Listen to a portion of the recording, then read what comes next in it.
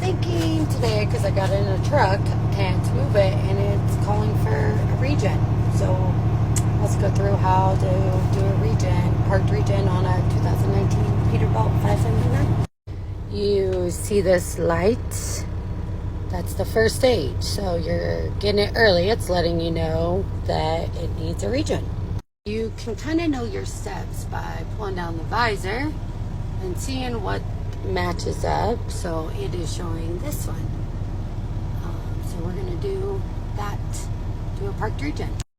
And on your dash, you will see the regen button. That's your parked regen. So when you're just normally running, that should be in no position up or down, just straight. And the truck does need to be up to operating temperature.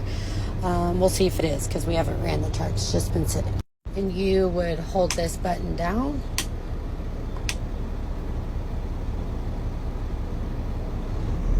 And you will hear it rev up. So, DPF regen occurring.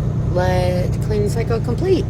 So it should take anywhere, I would say 20 minutes to an hour, depending on how clogged it is.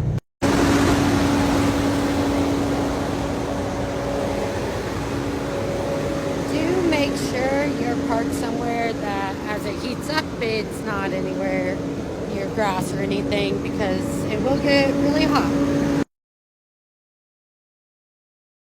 And we come out and no light. It's good to go.